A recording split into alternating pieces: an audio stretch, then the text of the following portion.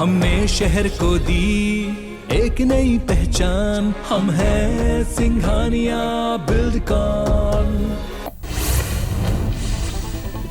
PM Modi आज ठाणे और दिवा को जोड़ने वाली रेलवे लाइन देश को समर्पित करेंगे। पीएम मोदी दिल्ली से ही वीडियो कॉन्फ्रेंसिंग के जरिए शाम 4:30 बजे मुंबई उपनगरीय रेलवे की 2 रेलगाड़ियों की भी झंडी दिखाकर रवाना करेंगे।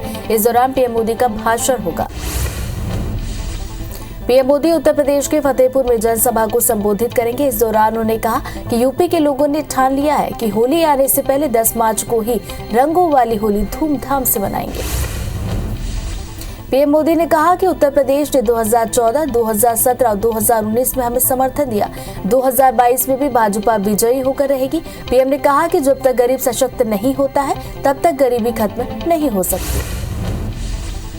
पीएम ने सपा बसपा पर हमला बोलते हुए कहा कि घोर परिवारवादियों की सोच परिवार से शुरू होकर परिवार पर ही खत्म हो जाती है।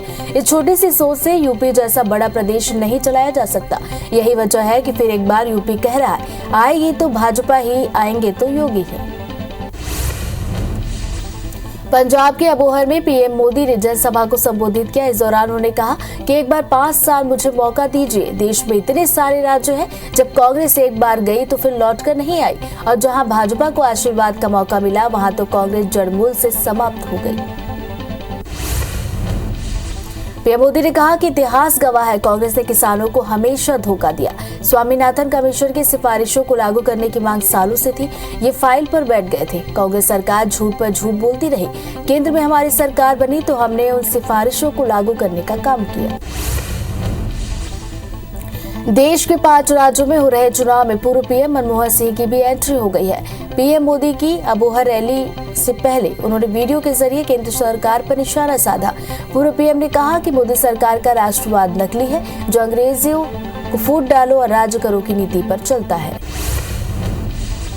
पूर्व पीएम मनमोहन सिंह ने कहा कि कोरोना के दौरान केंद्र सरकार की खराब नीतियों के कारण लोग आर्थिकता, बेरोजगारी और बढ़ती महंगाई से परेशान। 7.5 साल सरकार चलाने के बाद सरकार अपनी गलती मानने और सुधार करने की बजाय पहले प्रधानमंत्री जवाहरलाल नेहरू को जिम्मेदार ठहराने पर लगी है। एसपी नेता और उत्तर प्रदेश के पूर्व सीएम मुलायम सिंह यादव ने मैनपुरी में चुनाव रैली की। इस दौरान उन्होंने कहा कि किसान, नौजवान और व्यापारी तीनों मिलकर देश को मजबूत करेंगे। लोग भी बड़ी उम्मीद से यहाँ आए हैं। लोगों की संपन्नता, किसानों की पैदावार बढ़ाने के लिए सपा सरकार काम करेगी। मुलायम ने कहा कि सरकार अगर नौकरी नहीं दे सकती है तो कम से कम युवाओं को सुविधा दी जाए, आर्थिक मदद की जाए, वो खुद कुछ कर सके और आगे बढ़ सके। हमारी सरकार में किसानों को लाभ पहुंचाया जाएगा। चुनावी प्रचार के लिए शिकोहाबाद पहुंचे केंद्रीय गृह मंत्री अमित शाह ने कहा कि भाजपा ने यूपी में 1 करोड़ से भी ज्यादा गरीबों के घर में बिजली पहुंचाई। वहां अखिलेश पर हमला बोलते हुए कहा कि अरे अखिलेश भाई, आप तो बिजली नहीं दे पाते थे और अपनी सरकार बनने पर 200 यूनिट बिजली मुफ्त देने की बात करते हो। शाह ने कहा कि सपा कहने के लिए समाजवादी पार्टी, सपा के 2 सूत्र हैं, ऐसे संपत्ति इकट्ठा करना, पैसे परिवारवादों को सत्ता देना। जब सपा की सरकार थी तब अखिलेश के परिवार से 45 लोग अलग अलग पद पर थे। कांग्रेस नेता राहुल गांधी ने केंद्र सरकार को महंगाई के मुद्दे पर एक बार फिर घेरते हुए 5 सवाल पूछे हैं। राहुल गांधी ने ट्वीट कर कहा कि आंकड़ों से साफ है कि महंगाई बढ़ रही है। कितने परिवार सूखी रोटी खाने को मजबूर है, कितने बच्चों को स्कूल से निकाल लिया गया, कितनी महिलाओं के गहने गिरवी रखे गए, कितनों की हंसी छीन चुकी मोदी सरकार। जनता की परेशानी और दर्द को कैसे नापे। कांग्रेस नेता राहुल गांधी ने पंजाब के पूर्व सीएम पर गंभीर आरोप लगाए। कहा कि पंजाब में सीएम पद से कैप्टन अमरिंदर सिंह को इसलिए हटाया गया क्योंकि अमरिंदर जी ने मुझे कहा कि हम बिजली माफ नहीं कर सकते क्योंकि हमारा बिजली कंपनियों के साथ कॉन्ट्रैक्ट है। चुनावी प्रचार के लिए फिरोजाबाद पहुंचे सपा प्रमुख अखिलेश यादव ने बीजेपी पर इशारा साधते हुए कहा, 7वें चरण तक बीजेपी के बूथों पर सन्नाटा होगा, भूत नाचेंगे, बूथ पर कोई मक्खी मारने वाला नहीं होगा। सपा गठबंधन ने पहले 2 चरण में शतक मारा है, 3-4 चरण में सपा सरकार बनेगी। सीएम चरणजीत सिंह चन्नी ने पंजाब में आपके सीएम फेस पर उनकी पढ़ाई को लेकर तंज कसा। चन्नी ने बठिंडा में कहा कि भगवंत मान एक शराबी और अनपढ़ व्यक्ति, उन्होंने 3 साल में 12वीं पास की, ऐसे व्यक्ति को हम पंजाब की कमान कैसे दे सकते हैं। हिजाब विवाद को लेकर उत्तर प्रदेश के सीएम योगी आदित्यनाथ ने कहा, कोई बच्ची अपनी मर्जी से हिजाब नहीं पहनती। क्या 3 तलाक को महिलाएं अपनी मर्जी से मान लेती है? मैंने उनकी आंखों के आंसू देखे हैं। वहीं भगवा कपड़ों के सवाल पर उन्होंने कहा कि वो भगवे को किसी अन्य पर नहीं थोप रहे। केंद्रीय मंत्री मुख्तार अब्बास नकवी ने कहा कि भारत में हिजाब पर किसी तरह की रोक नहीं है, उन देशों की तरह नहीं जहां सार्वजनिक स्थलों पर भी रोक लगाई गई। कुछ लोग इस मामले में लड़कियों को शिक्षा से दूर करने और कैसे उन पर तालिबानी ताला लगा सके उसकी कोशिश कर रहे हैं। ये कोशिश सफल नहीं होगी। कर्नाटक हिजाब विवाद को लेकर आज भी हाईकोर्ट में सुनवाई होगी, जहां attorney general Prabhuling Navadgi court में अपनी दलील पेश करेंगे। इससे पहले गुरुवार को मामले पर सुनवाई हुई, लेकिन किसी तरह का फैसला नहीं आ सका। कोर्ट आज 7 याचिकाओं के आधार पर सुनवाई करेगा। हिजाब विवाद को लेकर हाईकोर्ट में 5वें दिन भी सुनवाई बेनतीजा रही। हाईकोर्ट में छात्राओं ने अपील की शुक्रवार को रमजान में उन्हें हिजाब पहनने की छूट दे। बता दें कि हिजाब विवाद को लेकर कर्नाटक हाईकोर्ट में लगातार सुनवाई चल रही है।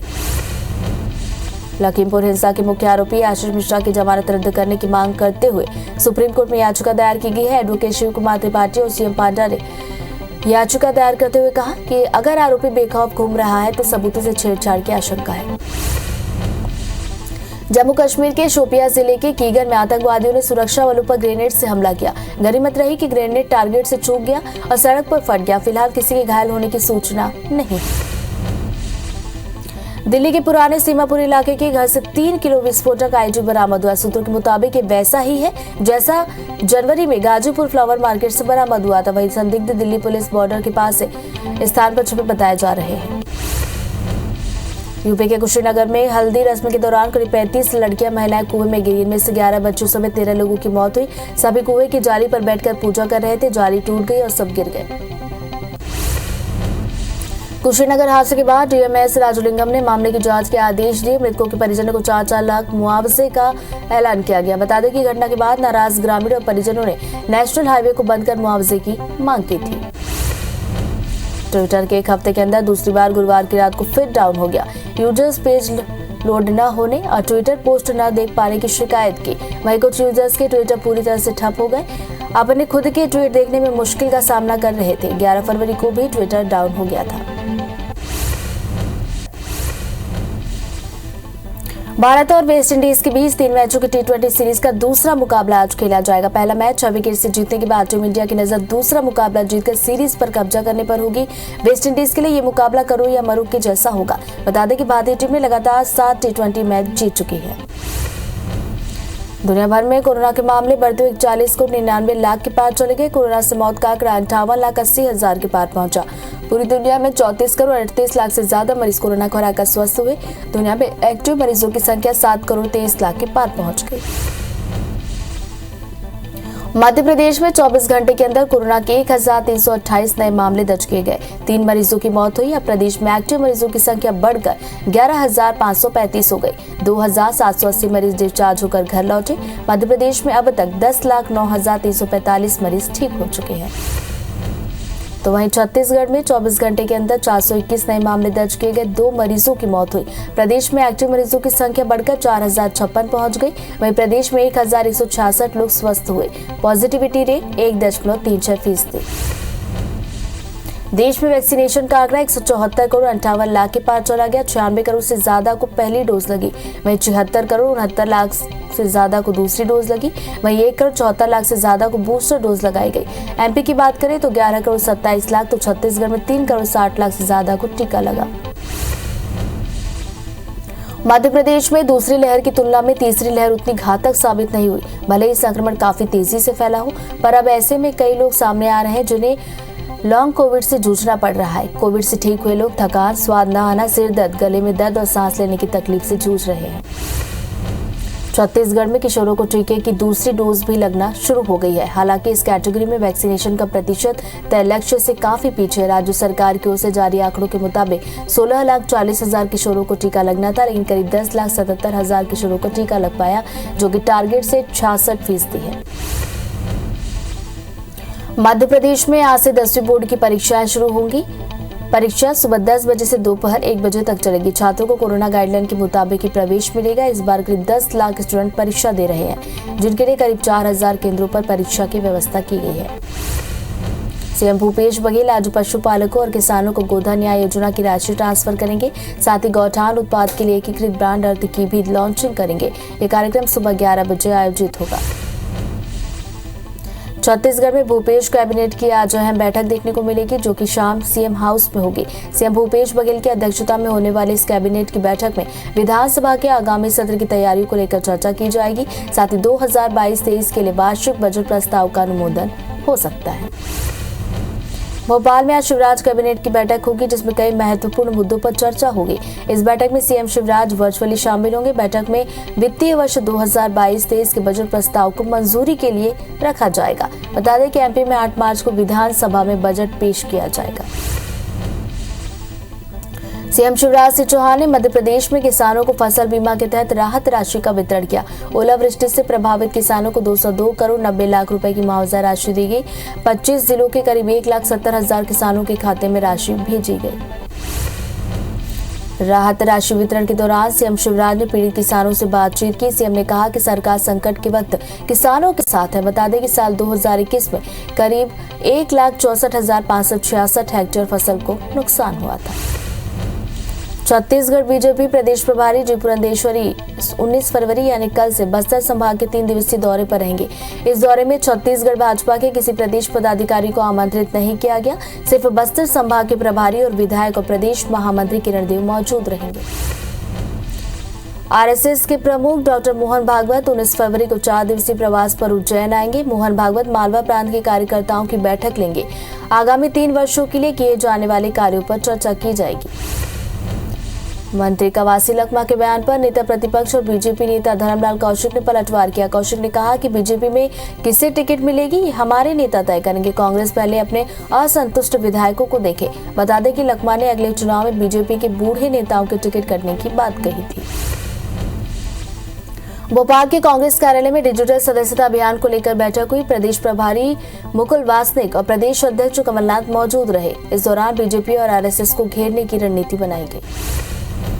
रीवा के संगठन प्रभारी प्रताप भानु ने प्रेस कॉन्फ्रेंस की। उन्होंने पूर्व सीएम कमलनाथ 19 फरवरी को रीवा आएंगे। कांग्रेस जनाक्रोश रैली निकालने वाली है। संगठन प्रभारी ने कहा कि कांग्रेस आखिरी तक 100% कर्ज माफ कर दी थी, लेकिन बीजेपी ने सौदेबाजी कर सरकार को गिराया।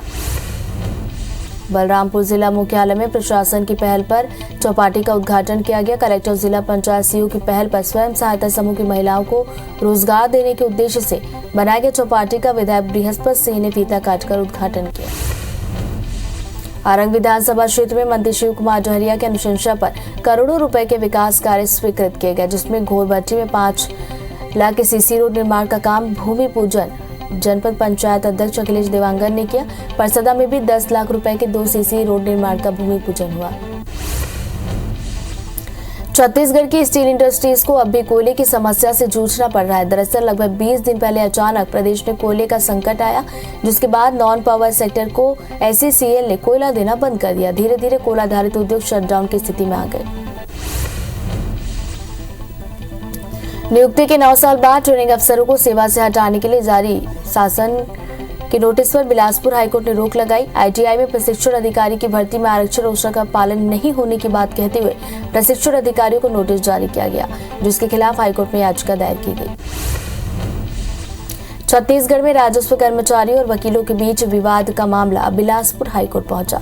इस मामले को लेकर हाईकोर्ट में आज 4 अलग-अलग PIL दाखिल की गई। राजस्व अधिकारियों की हड़ताल और तहसीलों को बंद किए जाने को लेकर वकीलों ने याचिका दायर की। चंदूलाल चंद्राकर मेडिकल कॉलेज मामले का बिलासपुर हाईकोर्ट ने निराकरण किया। साथ ही सरकार को निर्देश देते हुए कहा कि राज्य सरकार 1 साल के अंदर तमाम कमियों को दूर करे। वहीं MCI ने कोर्ट को आश्वस्त किया कि सरकार तमाम कमियों को दूर कर अप्रूवल के लिए आवेदन दे तो MCI सहयोग करेगा। राजनांदगांव में कलेक्टर की अध्यक्षता में जिला खनिज संस्थान न्यास की बैठक हुई। बैठक में वर्ष 2021-22 के लिए पूरक वार्षिक कार्य योजना और वित्तीय वर्ष 2022-23 के लिए कार्य योजना के साथ बजट का अनुमोदन किया गया। बैठक में सांसद संतोष पांडे, विधायक छन्नी साहू समेत कई अधिकारी मौजूद रहे। मध्य प्रदेश के पूर्व मंत्री और कांग्रेस के प्रदेश उपाध्यक्ष बालेंदु शुक्ला एक बार अपनी शिकायत दर्ज कराने के लिए ग्वालियर के झांसी रोड थाने पहुंचे। बैंक प्रबंधन पर FIR दर्ज करने की मांग की। उनका आरोप है कि उनके लॉकर से कीमती जेवर गायब हुए, जिसकी कीमत उन्होंने 1 करोड़ बताई। लोरमी तहसील कार्यालय खोलने की मांग को लेकर अधिवक्ता संघ ने SDM को ज्ञापन सौंपा। अधिवक्ता संघ ने कहा कि सार्वजनिक उपक्रम को बगैर सूचना के बंद कर देने से राजस्व प्रकरणों का समय सीमा के अंदर निराकरण नहीं हो पा रहा, जिससे अधिवक्ता और पक्षकार दोनों को ही परेशानी हो रही है। जांजगीर चांपा के डबरा क्षेत्र के कौड़िया गांव के सरकारी उन्नयन पूर्व माध्यमिक विद्यालय के शिक्षकों की कमी को लेकर छात्र छात्राओं ने स्कूल के गेट पर ताला जड़ दिया और गेट पर बैठकर छात्र छात्राओं ने नारेबाजी की। रायपुर में नशे के बढ़ते कारोबार पर रोकथाम और तस्करों के नेटवर्क तोड़ने के लिए एसएसपी ने नारकोटिक सेल का गठन किया। सेल का फोकस सिर्फ नशे के सौदागरों की तलाश कर उनके खिलाफ कड़ी से कड़ी कार्रवाई करने का होगा। धमतरी कलेक्टर और एसपी की अध्यक्षता में जिला सड़क सुरक्षा समिति की बैठक हुई। शहर के अंदर खनिज, रेत और गिट्टी परिवहन करने वाले हाईवा वाहनों को रात 9 बजे के बाद से सुबह 6 बजे तक की प्रवेश की अनुमति रहने का फैसला दिया गया। सुबह 6 के बाद से रात 9 बजे तक हाईवा वाहनों पर प्रतिबंध रहेगा। खरोरा के पलारी में मुख्यमंत्री कन्या विवाह योजना के अंतर्गत 16 जोड़े का सामूहिक विवाह संपन्न हुआ। विभाग की तरफ से अभी जोड़ों को 25-25 हजार रुपए की राशि दी गई। पलारी नगर पंचायत अध्यक्ष ने नए जोड़ों को श्रृंगार पेटी दी। सीहोर ब्लड बैंक ने 1125 यूनिट ब्लड एकत्रित करके नया कीर्तिमान रचा। ब्लड बैंक में कार्यरत स्वास्थ्य कर्मियों ने सामाजिक संगठनों के सहयोग और ग्रामीणों से 1125 यूनिट ब्लड एकत्र कर golden book of world record में नाम दर्ज कराया। बिलासपुर की अंकिता पांडे शुक्ला के नाम एक और बड़ी उपलब्धि जुड़ गई। यौन अपराध और बालिका सुरक्षा को लेकर लोगों को जागरूक करने के लिए अंकिता का नाम इंडिया बुक ऑफ रिकॉर्ड में दर्ज किया गया। बता दें कि 4 सालों में 50 से ज्यादा स्कूलों में जाकर अंकिता ने बच्चों को यौन संबंधी अपराधों के लिए जागरूक किया। सरगुजा जिले के सरकारी कन्या उच्चतर माध्यमिक विद्यालय सीतापुर में सैकड़ों स्कूली छात्राओं को साक्षरता शिविर के माध्यम से जागरूक किया गया। सेंट्रल बैंक के एलजीएम ने विद्यार्थियों को ऑनलाइन और बैंक फ्रॉड ठग के संबंध में जानकारी दी। हटा के प्रसिद्ध जैन तीर्थ स्थल कुंडलपुर में जारी पंच कल्याणक महोत्सव में गर्भ कल्याणक उत्तर की क्रियाएं संपन्न हुई। इस दौरान आचार्य विद्यासागर महाराज ने प्रवचन भी सुनाया। अलग अलग राज्यों से आए श्रद्धालुओं ने कार्यक्रम में हिस्सा लिया। रूस और यूक्रेन के बीच जारी तनातनी के बीच अमेरिका ने कहा कि भारत नियम आधारित अंतर्राष्ट्रीय व्यवस्था के लिए प्रतिबद्ध है और उम्मीद जताई गई है कि अगर रूस यूक्रेन पर आक्रमण करता है तो भारत अमेरिका का साथ देगा। अमेरिकी विदेश मंत्रालय ने कहा कि क्वाड देशों की बैठक में इस बात पर सहमति बनी है कि इस मामले के राजनयिक शांतिपूर्ण समाधान की जरूरत है। रूस और यूक्रेन के बीच युद्ध जैसे हालात पैदा हो गए। इस बीच बेलारूस के राष्ट्रपति अलेक्जेंडर ने रूस की राजधानी मॉस्को में राष्ट्रपति व्लादिमीर पुतिन से मुलाकात करने वाले हैं। दोनों नेताओं के बीच मुलाकात आज होगी। यहाँ गौर करने वाली बात यह होगी कि पुतिन और लुकाशेंको के बीच ये मुलाकात तब हो रही है जब रूस ने अपने सैनिकों को बेलारूस में तैनात किया है। रूस और यूक्रेन के बीच पिछले कई दिनों से जारी तनाव अब चरम पर पहुंच गया है। इसी बीच अमेरिकी दूतावास की ओर से दावा किया गया कि डोनबास में यूक्रेन की सरकार के नियंत्रण वाले क्षेत्र में रूस समर्थित अलगाववादियों ने एक स्कूल को निशाना बनाया। इस बीच अमेरिकी राष्ट्रपति जो बाइडेन ने कहा कि जिस तरह यूक्रेन के हालात है कभी भी युद्ध हो सकता है। अमेरिका ने गुरुवार को संयुक्त राष्ट्र सुरक्षा परिषद को बताया कि यूक्रेन की सीमाओं के पास जमा 1.5 लाख से अधिक रूसी सैनिक आने वाले दिनों में यूक्रेन पर हमला करने की तैयारी कर रहे हैं। अमेरिका ने साथ में ये भी कहा कि रूस की योजना हमले के लिए एक बहाना गढ़ने की है। ब्राजील के पर्वतीय क्षेत्र में भारी बारिश के बाद आई बाढ़ और भूस्खलन के कारण अब तक 100 से ज्यादा लोगों की मौत हुई। गवर्नर कास्त्रो ने कहा कि मरने वालों की संख्या बढ़ सकती है। उन्होंने बताया कि यहाँ सिर्फ 3 घंटे में इतनी बारिश हुई जो आमतौर पर 30 दिन में होती है। पाकिस्तान के वरिष्ठ पत्रकार और आलोचक मोहसिन बेग को आरोपों के तहत पाक अधिकारियों ने गिरफ्तार किया। एक टीवी डिबेट के दौरान पत्रकार बेग ने मजाकिया लहजे में पाक पीएम इमरान खान की पूर्व पत्नी रेहम खान की किताब का हवाला देते हुए टिप्पणी की थी। इसके बाद पाकिस्तानी एजेंसी FIA ने पत्रकार को गिरफ्तार किया। पीएम मोदी आज ठाणे और दिवा को जोड़ने वाली रेलवे लाइन देश को समर्पित करेंगे। पीएम मोदी दिल्ली से ही वीडियो कॉन्फ्रेंसिंग के जरिए शाम 4:30 बजे मुंबई उपनगरीय रेलवे की 2 रेलगाड़ियों को भी झंडी दिखाकर रवाना करेंगे। इस दौरान पीएम मोदी का भाषण होगा। पीएम मोदी यूपी के फतेहपुर में जनसभा को संबोधित उन्होंने किया। इस दौरान उन्होंने कहा कि यूपी के लोगों ने ठान लिया है कि होली आने से पहले 10 मार्च को ही रंगों वाली होली धूमधाम से मनाएंगे। पीएम मोदी ने कहा कि उत्तर प्रदेश के 2014, 2017 और 2019 में हमें समर्थन दिया। 2022 में भी भाजपा विजयी होकर रहेगी। पीएम ने कहा कि जब तक गरीब सशक्त नहीं होता है तब तक गरीबी खत्म नहीं हो सकती। पीएम ने सपा बसपा पर हमला बोलते हुए कहा कि घोर परिवारवादियों की सोच परिवार से शुरू होकर परिवार पर ही खत्म हो जाती है। इस छोटी सी सोच से यूपी जैसा बड़ा प्रदेश नहीं चलाया जा सकता। यही वजह है कि फिर एक बार यूपी कह रहा है कि आएगी तो भाजपा ही, आएंगे तो योगी ही। पंजाब के अबोहर में पीएम मोदी ने जनसभा को संबोधित किया। इस दौरान उन्होंने कहा कि एक बार 5 साल का मौका दीजिए। देश में इतने सारे राज्य हैं, जब कांग्रेस एक बार गई तो फिर लौटकर नहीं आई, और जहां भाजपा को आशीर्वाद का मौका मिला वहां तो कांग्रेस जड़ मूल से खत्म हो गई। पीएम मोदी ने कहा कि इतिहास गवाह है कि कांग्रेस ने किसानों को हमेशा धोखा दिया। स्वामीनाथन कमीशन की सिफारिशों को लागू करने की मांग सालों से थी। ये फाइल पर बैठ गए थे। कांग्रेस सरकार झूठ पर झूठ बोलती रही। केंद्र में हमारी सरकार बनी तो हमने उन सिफारिशों को लागू करने का काम किया। चुनावी प्रचार के लिए शिकोहाबाद पहुंचे केंद्रीय गृह मंत्री अमित शाह ने कहा कि भाजपा ने यूपी में 1 करोड़ से भी ज्यादा गरीबों के घर में बिजली पहुंचाई। अखिलेश पर हमला बोलते हुए कहा, अरे अखिलेश भाई, आप तो बिजली नहीं दे पाते थे और अपनी सरकार बनने पर 200 यूनिट बिजली मुफ्त देने की बात करते हो। शाह ने कहा कि सपा कहने के लिए समाजवादी पार्टी है। सपा के 2 सूत्र हैं, ऐसे संपत्ति इकट्ठा करना, भी इसे परिवारवादों को सत्ता देना। जब सपा की सरकार थी तब अखिलेश के परिवार से 45 लोग अलग अलग पद पर थे।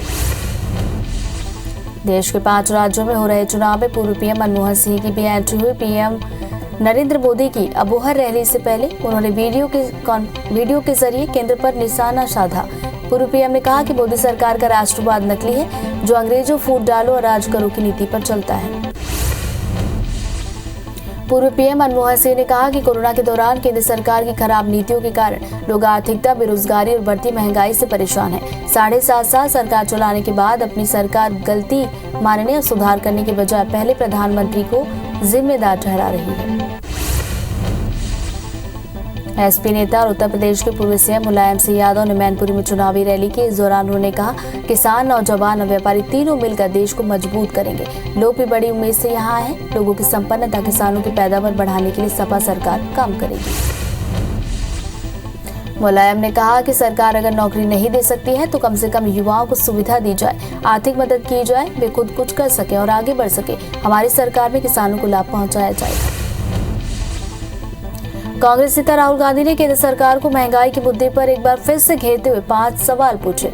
राहुल गांधी ने ट्वीट कर कहा कि आंकड़ों से साफ है कि महंगाई बढ़ती जा रही है। कितने परिवार सूखी रोटी खाने को मजबूर है, कितने बच्चों को स्कूल से निकाल लिया गया, कितनी महिलाओं के गहने गिरवी रखे गए, कितनों की हंसी छीन चुकी मोदी सरकार। जनता की परेशानी और दर्द को कैसे नापे। कांग्रेस नेता राहुल गांधी ने पंजाब के पूर्व सीएम पर गंभीर आरोप लगाया। उन्होंने कहा कि पंजाब में सीएम पद से कैप्टन अमरिंदर सिंह को इसलिए हटाया गया क्योंकि अमरिंदर जी ने मुझे कहा कि हम बिजली माफ नहीं कर सकते क्योंकि हमारा बिजली कंपनियों के साथ कॉन्ट्रैक्ट है। चुनावी प्रचार के लिए फिरोजाबाद पहुंचे सपा प्रमुख अखिलेश यादव ने बीजेपी पर निशाना साधते हुए कहा, 7वें चरण तक बीजेपी के बूथों पर सन्नाटा होगा और भूत नाचेंगे।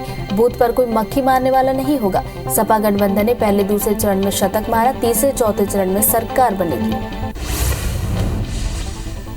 सीएम चरणजीत सिंह चन्नी ने पंजाब में आपके सीएम फेस पर उनकी पढ़ाई को लेकर तंज कसा। चन्नी ने भटिंडा में कहा कि भगवंत मान एक शराबी और अनपढ़ व्यक्ति, उन्होंने 3 साल में 12वीं पास की, ऐसे व्यक्ति को हम पंजाब की कमान कैसे दे सकते हैं। हिजाब विवाद को लेकर यूपी के सीएम योगी आदित्यनाथ ने कहा कि कोई बच्ची अपनी मर्जी से हिजाब नहीं पहनती। क्या 3 तलाक को महिलाएं अपनी मर्जी से मान लेती हैं? मैंने उनके आंखों के आंसू देखे हैं। वही भगवा कपड़ों के सवाल पर कहा कि वो भगवे को किसी अन्य पर नहीं थोप रहे। केंद्रीय मंत्री मुख्तार अब्बास नकवी ने कहा कि भारत में हिजाब पर किसी तरह की रोक नहीं, उन देशों की तरह नहीं जहां सार्वजनिक स्थलों पर भी रोक लगाई गई। कुछ लोग इस मामले में लड़कियों को शिक्षा से दूर करने और कैसे उन पर तालिबानी ताला लगा सके उसकी कोशिश कर रहे हैं। ये कोशिश सफल नहीं होगी। कर्नाटक हिजाब विवाद को लेकर आज भी हाईकोर्ट में सुनवाई होगी, जहां attorney general Prabhuling Navadgi court में अपनी दलील पेश करेंगे। इससे पहले गुरुवार को मामले पर सुनवाई हुई, लेकिन किसी तरह का फैसला नहीं हुआ। कोर्ट आज 7 याचिकाओं के आधार पर सुनवाई करेगा। हिजाब विवाद को लेकर हाईकोर्ट में 5वें दिन भी हुई सुनवाई बेनतीजा रही। हाईकोर्ट में छात्राओं ने अपील की शुक्रवार को और रमजान में उन्हें हिजाब पहनने की छूट मिले। बता दें कि हिजाब विवाद को लेकर कर्नाटक हाईकोर्ट में सुनवाई चल रही है। लखीमपुर हिंसा के मुख्य आरोपी आशीष मिश्रा की जमानत रद्द करने की मांग करते हुए सुप्रीम कोर्ट में याचिका दायर की गई है। एडवोकेट शिव कुमार त्रिपाठी और CS पांडा ने याचिका दायर करते हुए कहा कि अगर आरोपी बेखौफ घूम रहा हो तो सबूतों से छेड़छाड़ की आशंका है। जम्मू कश्मीर के शोपियां जिले के कीगर में आतंकवादियों ने सुरक्षा बलों पर ग्रेनेड से हमला किया। गनीमत रही कि ग्रेनेड टारगेट से चूक गया और सड़क पर फट गया। फिलहाल किसी के घायल होने की सूचना नहीं। दिल्ली के पुराने सीमापुरी इलाके के घर से 3 किलो विस्फोटक आईडी बरामद किया गया। सूत्रों के मुताबिक ये वैसा ही है जैसा जनवरी में गाजीपुर फ्लावर मार्केट से बरामद हुआ। वही संदिग्ध दिल्ली यूपी बॉर्डर के पास के स्थान पर छिपे बताए गए। ट्विटर एक हफ्ते के अंदर दूसरी बार गुरुवार की रात को फिर डाउन हो गया। यूजर्स पेज लोड न होने और ट्विटर पोस्ट न देख पाने की शिकायत उन्होंने की। वहीं कुछ यूजर्स के ट्विटर पूरी तरह ठप हुए। वे खुद अपने ट्वीट देखने में मुश्किल का सामना कर रहे थे। 11 फरवरी को भी ट्विटर डाउन हुआ था। भारत और वेस्ट इंडीज के बीच 3 मैचों की T20 सीरीज का दूसरा मुकाबला आज होगा। पहला मैच 6 विकेट से जीतने के बाद टीम इंडिया की नजर दूसरा मुकाबला जीतकर सीरीज पर कब्जा करने को होगी। वेंकटेश्वर अय्यर और दीपक चहर के चोटिल होने से एमपी के आवेश खान को डेब्यू का मौका मिल सकता है। दुनिया भर में कोरोना के मामले बढ़ते हुए 41 करोड़ 99 लाख के पार चले गए। कोरोना से मौत का आंकड़ा 58,80,000 के पार। पूरी दुनिया में 34 करोड़ 38 लाख से ज्यादा मरीज कोरोना को हराकर हुए स्वस्थ। दुनिया में एक्टिव मरीजों की संख्या 7 करोड़ 23 लाख के पार।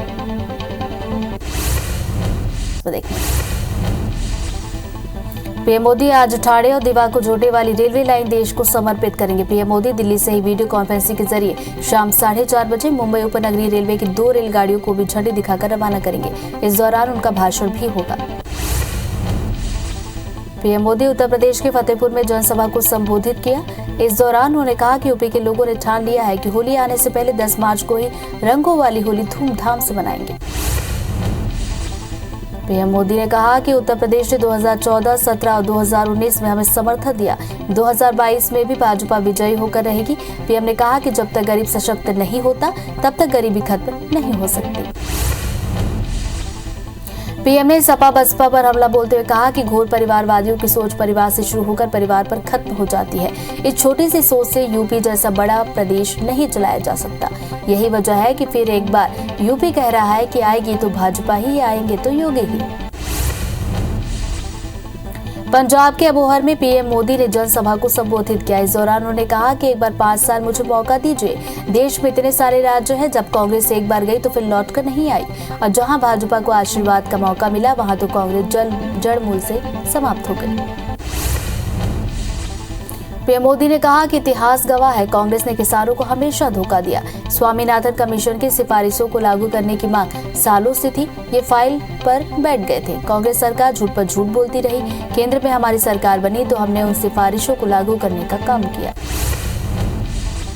चुनावी प्रचार के लिए शिकोहाबाद पहुंचे केंद्रीय गृह मंत्री अमित शाह ने कहा कि भाजपा ने यूपी में 1 करोड़ से भी ज्यादा गरीबों के घर में बिजली पहुंचाई। वहीं अखिलेश पर हमला बोलते हुए कहा कि अरे अखिलेश भाई, आप तो बिजली नहीं दे पाते थे और अपनी सरकार बनने पर 200 यूनिट बिजली मुफ्त देने की बात करते हो।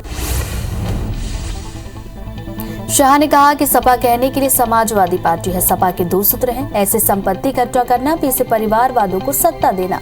जब सपा की सरकार थी तब अखिलेश के परिवार से 45 लोग अलग अलग पद पर थे।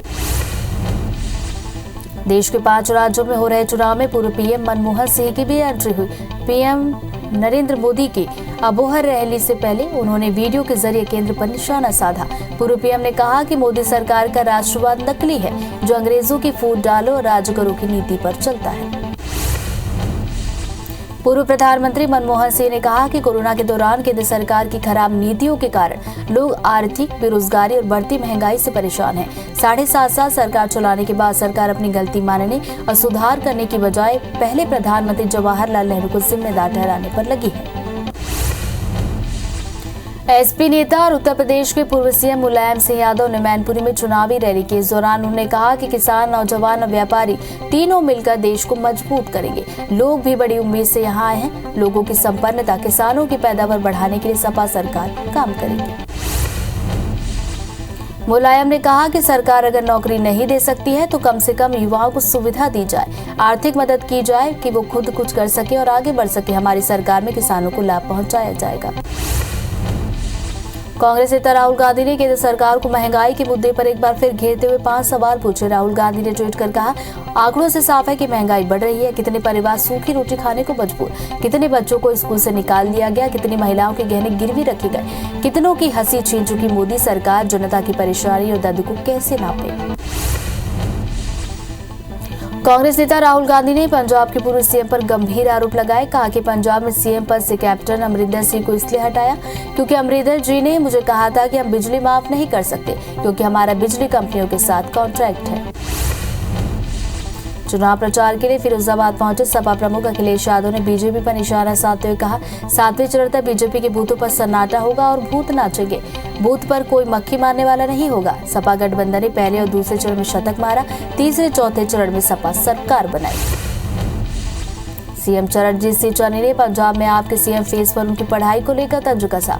चन्नी ने बठिंडा में कहा कि भगवंत मान एक शराबी और अनपढ़ व्यक्ति, उन्होंने 3 साल में 12वीं पास की। ऐसे व्यक्ति को हम पंजाब की कमान कैसे दे सकते हैं। हिजाब विवाद को लेकर यूपी के सीएम योगी आदित्यनाथ ने कहा कि कोई बच्ची अपनी मर्जी से हिजाब नहीं पहनती। क्या 3 तलाक को महिलाएं अपनी मर्जी से मान लेती हैं? मैंने उनकी आंखों के आंसू देखे। वही भगवा कपड़ों के सवाल पर कहा कि वो भगवे को किसी अन्य पर नहीं थोप रहे। केंद्रीय मंत्री मुख्तार अब्बास नकवी ने कहा कि भारत में हिजाब पर किसी तरह की रोक नहीं, उन देशों की तरह नहीं जहां सार्वजनिक स्थलों पर भी रोक लगाई गई। कुछ लोगों को इस मामले में लड़कियों को शिक्षा से दूर करने और कैसे उन पर तालिबानी ताला लगा सके उसकी कोशिश कर रहे हैं। ये कोशिश सफल नहीं होगी। कर्नाटक के हिजाब विवाद को लेकर आज भी हाईकोर्ट में सुनवाई होगी, जहां attorney general Prabhuling Navadgi court में अपनी दलील पेश करेंगे। इससे पहले गुरुवार को मामले पर सुनवाई हुई, लेकिन किसी तरह का फैसला नहीं आ सका। कोर्ट आज 7 याचिकाओं के आधार पर सुनवाई करेगा। हिजाब विवाद को लेकर हाईकोर्ट में 5वें दिन भी सुनवाई बेनतीजा रही। हाईकोर्ट में छात्राओं ने अपील की। शुक्रवार को रमजान में उन्हें हिजाब पहनने की छूट दी। बता दें कि हिजाब विवाद को लेकर कर्नाटक हाईकोर्ट में लगातार सुनवाई जारी। लखीमपुर हिंसा के मुख्य आरोपी आशीष की जमानत रद्द करने की मांग करते हुए सुप्रीम कोर्ट में याचिका दायर की गई। एडवोकेट शिव कुमार त्रिपाठी और CS पांडे ने याचिका दायर करते हुए कहा कि अगर आरोपी बेखौफ घूम रहा है तो सबूतों से छेड़छाड़ की आशंका है। जम्मू कश्मीर के शोपियां जिले के कीगर में आतंकवादियों ने सुरक्षा बलों पर ग्रेनेड से हमला किया। गनीमत रही कि ग्रेनेड टारगेट से चूक गया और सड़क पर फट गया। फिलहाल किसी के घायल होने की सूचना नहीं। दिल्ली के पुराने सीमापुर इलाके के घर से 3 किलो विस्फोटक आईडी हुआ बरामद। सूत्रों के मुताबिक ये वैसा ही है जैसा जनवरी में गाजीपुर फ्लावर मार्केट से हुआ था बरामद। वही संदिग्ध दिल्ली यूपी के बॉर्डर के पास के स्थान पर छिपे बताए जा रहे हैं। ट्विटर एक हफ्ते के अंदर दूसरी बार गुरुवार की रात को फिर डाउन हो गया। यूजर्स पेज लोड न होने और ट्विटर पोस्ट न देख पाने की शिकायत की। वहीं कुछ यूजर्स के ट्विटर पूरी तरह ठप हो गए। वे अपने खुद के ट्वीट देखने में मुश्किल का सामना कर रहे थे। 11 फरवरी को भी ट्विटर डाउन हुआ था। भारतीय नौसेना के युद्धपोत INS विशाखापत्तनम ने पश्चिमी समुद्र तट से ब्रह्मोस सुपरसोनिक क्रूज मिसाइल का परीक्षण किया। 21 फरवरी को राष्ट्रपति के फ्लीट रिव्यू में हिस्सा लेने के लिए युद्धपोत को विशाखापत्तनम लाया गया। राजस्थान के जयपुर और सीकर में आज सुबह भूकंप के झटके महसूस किए गए। रिक्टर स्केल पर तीव्रता 3.8। फिलहाल जान माल के नुकसान की खबर नहीं। नेशनल सेंटर फॉर सिस्मोलॉजी के मुताबिक सोशल मीडिया पोस्ट के जरिए इसके बारे में जानकारी दी। 76 साल की एक महिला ने तिरुपति बालाजी मंदिर को 9 करोड़ से भी ज्यादा रुपए किए दान। महिला का नाम डॉक्टर पर्वतनम और वे चेन्नई की रहने वाली थी। उनका निधन हो चुका है। मरने से पहले वे अपनी वसीयत ली गई थी। उनके परिवार ने 3 करोड़ 2 लाख रुपए के डिमांड ड्राफ्ट और 6 करोड़ रुपए की प्रॉपर्टी के डॉक्यूमेंट मंदिर को दिए। आज बाजार खुलने से पहले प्री ओपन में ही बाजार में गिरावट देखी जा रही है। सेंसेक्स पूरे 400 अंकों की गिरावट दर्ज की गई। ये 403 अंक यानी 0.70% गिरकर 57,488 पर कारोबार कर रहा है। वहीं निफ्टी में 68.60 अंकों की गिरावट के साथ 17,236 पर ट्रेड कर रहा है। भारत और वेस्टइंडीज के बीच 3 मैचों के T20 सीरीज का दूसरा मुकाबला आज। पहला मैच 6 विकेट से जीतने के बाद टीम इंडिया की नजर दूसरा मुकाबला जीतकर सीरीज पर कब्जा करने पर होगी। वहीं वेंकटेश अय्यर, दीपक चाहर के चोटिल होने से MP के आवेश खान को डेब्यू का मिल सकता है मौका। दुनिया भर में कोरोना के मामले बढ़ते 41 करोड़ 99 लाख के पार। कोरोना से मौत का आंकड़ा 58,80,000 के पार। दुनिया में 34 करोड़ 38 लाख से ज्यादा मरीज हुए ठीक। दुनिया में एक्टिव मामले 7 करोड़ पार। देश में कोरोना के मामले घट रहे हैं। 24 घंटे के अंदर कोरोना के 25,920 नए मामले, 66,000 से ज्यादा हुए ठीक।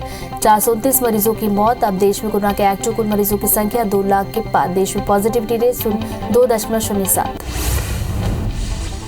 मध्य प्रदेश में 24 घंटे के अंदर 1,328 मामले, 3 मरीजों की मौत। एक्टिव मरीजों की संख्या 11,000 के पार। 2,780 मरीज हुए डिस्चार्ज। अब तक 10,09,345 हुए स्वस्थ। छत्तीसगढ़ में 421 नए मामले, 2 मरीजों की मौत। प्रदेश में एक्टिव मरीजों की संख्या पहुंची 4000 के पार। 1166 लोग हुए स्वस्थ। Positivity rate 1.36%। देश में वैक्सीनेशन का आंकड़ा 174 करोड़ 58 लाख के पार। 96 करोड़ से ज्यादा को लगा पहला डोज। 76 करोड़ 69 लाख से ज्यादा को दूसरा डोज। 1 करोड़ 74 लाख से ज्यादा को लगा बूस्टर डोज। एमपी में 11 करोड़ 27 लाख। छत्तीसगढ़ में 3 करोड़ 60 लाख से ज्यादा को लगा टीका। मध्य प्रदेश में दूसरी लहर की तुलना में तीसरी लहर उतनी खतरनाक साबित नहीं हुई, भले ही संक्रमण काफी तेजी से फैला। ऐसे में कई लोग सामने आ रहे हैं जिन्हें लॉन्ग कोविड से जूझना पड़ रहा है। कोविड से ठीक हुए लोगों में थकान, स्वाद न लगना, सिर दर्द, गले में दर्द और सांस में फूलने की तकलीफ आ रही है। एमपी में आज से 10वीं बोर्ड की परीक्षाएं हुई शुरू। परीक्षा सुबह 10 बजे से शुरू हो चुकी है, 1 बजे तक चलेगी। छात्रों को कोरोना गाइडलाइन के मुताबिक प्रवेश दिया गया है। इस बार करीब 10 लाख छात्र परीक्षा में शामिल। करीब 4000 केंद्रों पर परीक्षा की व्यवस्था की गई। सीएम भूपेश बघेल आज पशुपालकों और किसानों को गोधन न्याय योजना की राशि ट्रांसफर करेंगे। साथ ही गौठान उत्पाद के लिए एकीकृत ब्रांड अर्थ की भी लॉन्चिंग करेंगे। कार्यक्रम सुबह 11 बजे। छत्तीसगढ़ में भूपेश कैबिनेट की अहम बैठक आज शाम को सीएम हाउस में होगी। सीएम भूपेश बघेल की अध्यक्षता में होने वाली इस कैबिनेट की बैठक में विधानसभा के आगामी सत्र की तैयारी को लेकर होगी चर्चा। 2022 से इसके लिए वार्षिक बजट प्रस्ताव का अनुमोदन भी हो सकता है। भोपाल में आज शिवराज कैबिनेट की अहम बैठक, कई महत्वपूर्ण मुद्दों पर होगी चर्चा। बैठक में सीएम शिवराज जुड़ेंगे वर्चुअली। बैठक में वित्तीय वर्ष 2022 से इसके बजट प्रस्ताव को मिलेगी मंजूरी। एमपी में 8 मार्च को विधानसभा में बजट किया जाएगा पेश। सीएम शिवराज सिंह चौहान ने एमपी में किसानों को फसल बीमा के तहत राहत राशि का किया वितरण। ओलावृष्टि से प्रभावित किसानों को 202 करोड़ 90 लाख रुपए की मुआवजा राशि दी। 25 जिलों के करीब 1,70,000 किसानों के खाते में गई राशि। राहत राशि वितरण के दौरान सीएम शिवराज ने पीड़ित किसानों से की बातचीत। सीएम ने कहा, सरकार संकट के वक्त किसानों के साथ। बता दें कि साल 2021 में करीब 1,64,566 हेक्टेयर फसल को हुआ था नुकसान। छत्तीसगढ़ बीजेपी प्रदेश प्रभारी डी पुरंदेश्वरी 19 फरवरी यानी कल से बस्तर संभाग के 3 दिवसीय दौरे पर। छत्तीसगढ़ भाजपा के किसी प्रदेश पदाधिकारी को नहीं किया गया आमंत्रित। सिर्फ बस्तर संभाग के प्रभारी और विधायक और प्रदेश महामंत्री किरण देव रहेंगे मौजूद।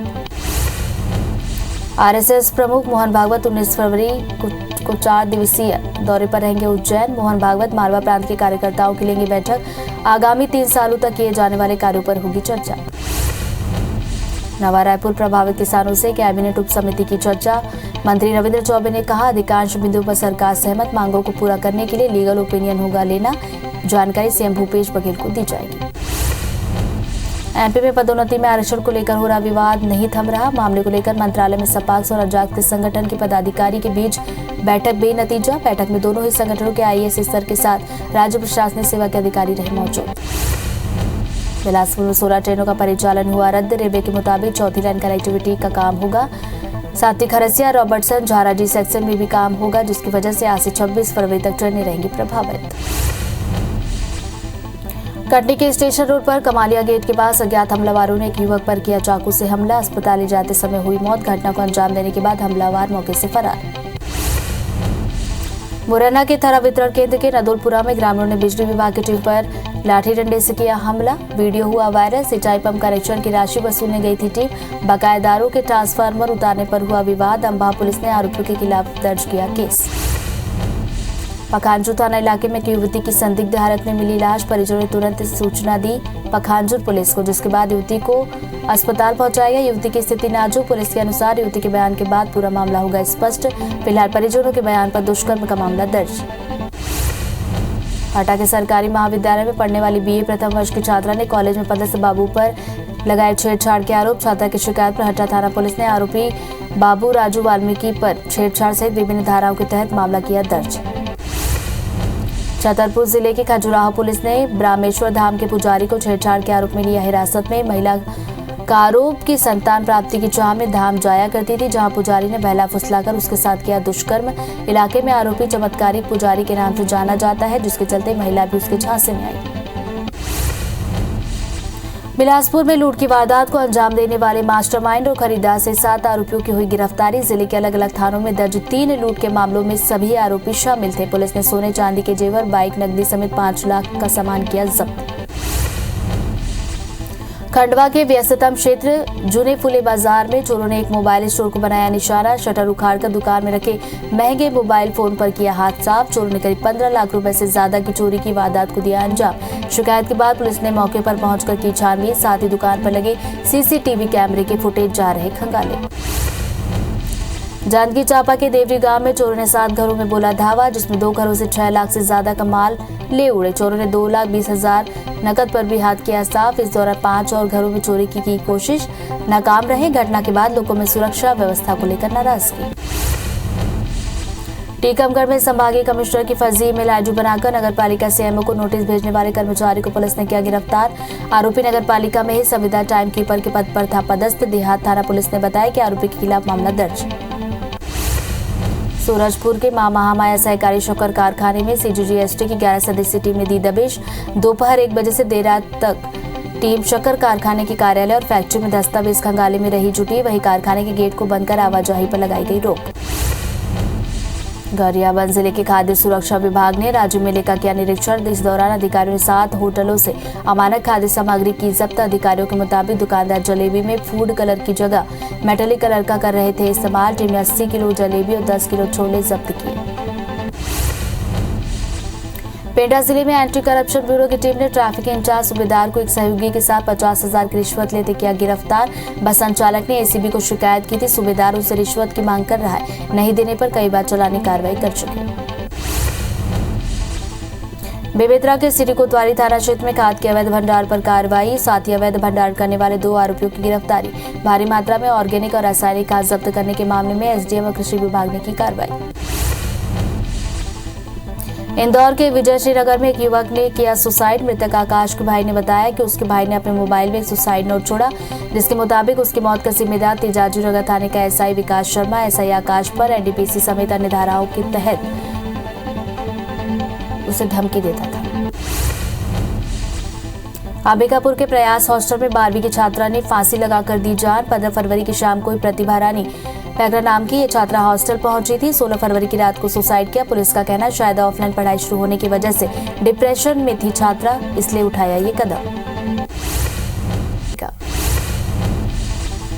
सरगुजा जिले के सीतापुर ब्लॉक के देवगढ़ सन्नापारा में एक शादी समारोह में शामिल होने के बाद 20 से ज्यादा लोगों की उल्टी दस्त और कमजोरी की शिकायत के बाद एक 8 साल के बच्चे की मौत हुई। 3 बच्चों की स्थिति गंभीर। महासमुंद के पटेवा थाना इलाके में दर्दनाक हुआ हादसा, जहां अज्ञात वाहन की चपेट में आने से एक ही परिवार के 4 लोगों की हुई मौत। परिवार के लोग एक ही बाइक में सवार होकर गांव जा रहे थे, तभी झलप तेंदुकोना रोड पर अज्ञात वाहन ने चारों को अपनी चपेट में लिया। घटना देर रात की। कांकेर के चारामा थाना इलाके में बस की ठोकर से रिटायर्ड टीआई नारायण ओटी की दर्दनाक मौत। 65 साल के नारायण ओटी अपने गांव माहो से चारामा जा रहे थे, तभी पीछे से आ रही बस ने उन्हें अपनी चपेट में लिया। कटनी जिले के कुटला थाना इलाके में रीठी से जबलपुर जा रही बस अनियंत्रित होकर खेत में पलटी। हादसे में 20 से 25 यात्री हुए घायल, 4 से 5 यात्रियों की हालत गंभीर। घटना की सूचना पर पुलिस की टीम पहुंची मौके पर। घायलों को एम्बुलेंस की मदद से अस्पताल ले जाया गया। जम्मू कश्मीर और पूर्वोत्तर के राज्यों में पहाड़ को काटकर बनाई जाने वाली सुरंग अब मध्य प्रदेश में भी दिखेगी। रीवा सीधी की मोहनिया घाटी में 6 लेन टनल बन रही है। 1004 करोड़ रुपए की लागत से 2 किलोमीटर से अधिक लंबी टनल झांसी राज्य हाईवे 39 पर बनाई गई है। 2300 मीटर लंबी सुरंग का 80% काम हुआ पूरा। पूरे टनल की 100 से ज्यादा सीसीटीवी से निगरानी होगी। भोपाल के कांग्रेस कार्यालय में डिजिटल सदस्यता अभियान को लेकर बैठक हुई, जिसमें प्रदेश कांग्रेस प्रभारी मुकुल वासनिक और प्रदेश अध्यक्ष कमलनाथ मौजूद रहे। इस दौरान बीजेपी और आरएसएस को घेरने की रणनीति बनाई गई। रीवा के संगठन प्रभारी प्रताप भानु ने प्रेस कॉन्फ्रेंस की। उन्होंने बताया कि पूर्व सीएम कमलनाथ 19 फरवरी को रीवा आएंगे। कांग्रेस जन आक्रोश रैली निकालेगी। संगठन प्रभारी ने कहा कि कांग्रेस आखिरी तक 100% कर्ज माफ कर देती, लेकिन बीजेपी ने सौदेबाजी कर सरकार को गिराया।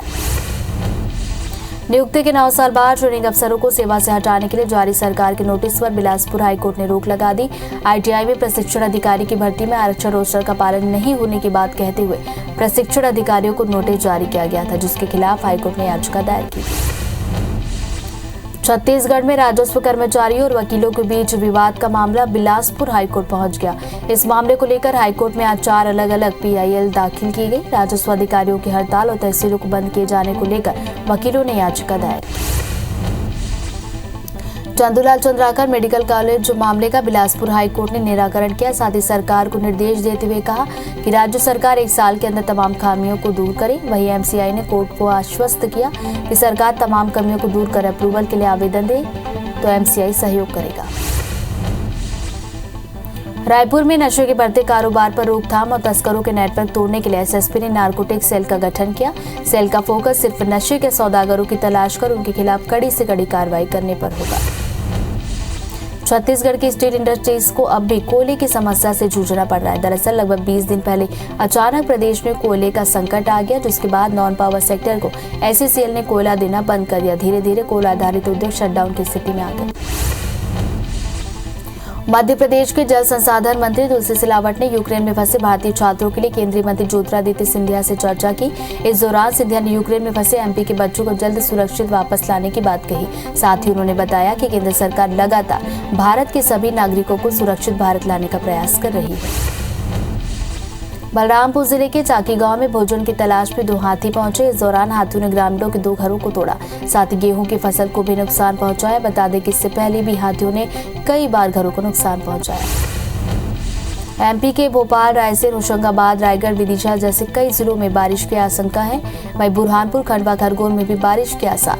कल सबसे कम 7 डिग्री सेल्सियस तापमान नौगांव और रीवा में दर्ज किया गया, जबकि राजधानी का अधिकतम तापमान 27.7 डिग्री रिकॉर्ड किया गया। रूस और यूक्रेन के बीच जारी तनातनी के बीच अमेरिका ने कहा कि भारत नियम आधारित अंतर्राष्ट्रीय व्यवस्था के लिए प्रतिबद्ध है और उम्मीद जताई गई है कि अगर रूस यूक्रेन पर आक्रमण करता है तो भारत अमेरिका का साथ देगा। अमेरिकी विदेश मंत्रालय ने कहा कि क्वाड देशों की बैठक में इस बात पर सहमति बनी कि इस मामले के राजनयिक शांतिपूर्ण समाधान की जरूरत है। रूस और यूक्रेन के बॉर्डर पर अभी तनाव बरकरार। इस बीच सैटेलाइट तस्वीरों में रूसी सैन्य गतिविधियां दिखी। अमेरिका ने रूस के सैनिक हटाने के दावे को गलत बताया, साथ ही कहा कि हमला कभी भी हो सकता है। रूस और यूक्रेन के बीच युद्ध जैसे हालात। इस बीच बेलारूस के राष्ट्रपति अलेक्जेंडर रूस की राजधानी मॉस्को में राष्ट्रपति व्लादिमीर पुतिन से मुलाकात करेंगे। दोनों नेताओं के बीच मुलाकात आज होगी। यहाँ गौर करने वाली बात होगी कि पुतिन और लुकाशेंको के बीच मुलाकात तब हो रही है जब रूस ने अपने सैनिकों को बेलारूस में तैनात किया। रूस और यूक्रेन के बीच पिछले कई दिनों से जारी तनाव अब चरम पर है। इस बीच अमेरिकी दूतावास की ओर से दावा किया गया कि डोनबास में यूक्रेन की सरकार के नियंत्रण वाले क्षेत्र में रूस समर्थित अलगाववादियों ने एक स्कूल को निशाना बनाया। इस बीच अमेरिकी राष्ट्रपति जो बाइडेन ने कहा जिस तरह से यूक्रेन के हालात है कभी भी युद्ध हो सकता है। अमेरिका ने गुरुवार को संयुक्त राष्ट्र सुरक्षा परिषद को बताया कि यूक्रेन की सीमाओं के पास जमा 1.5 लाख से अधिक रूसी सैनिक आने वाले दिनों में यूक्रेन पर हमला करने की तैयारी कर रहे हैं। अमेरिका ने साथ ही ये भी कहा कि रूस की योजना हमले के लिए एक बहाना गढ़ने की। ब्राजील के पर्वतीय क्षेत्र में भारी बारिश के बाद आई बाढ़ और भूस्खलन के कारण अब तक 100 से ज्यादा लोगों की हुई मौत। गवर्नर कास्ट्रो ने कहा कि मरने वालों की संख्या बढ़ सकती है। उन्होंने बताया कि सिर्फ 3 घंटे में इतनी बारिश हुई जो आमतौर पर 30 दिन में होती है। पाकिस्तान के वरिष्ठ पत्रकार और आलोचक मोहसिन बेग को आरोपों के तहत पाक अधिकारियों ने किया गिरफ्तार। एक टीवी डिबेट के दौरान पत्रकार बेग ने मजाकिया लहजे में पाक पीएम इमरान खान की पूर्व पत्नी रेहम खान की किताब का हवाला देते हुए टिप्पणी की थी, जिसके बाद पाकिस्तानी एजेंसी ने पत्रकार को गिरफ्तार किया।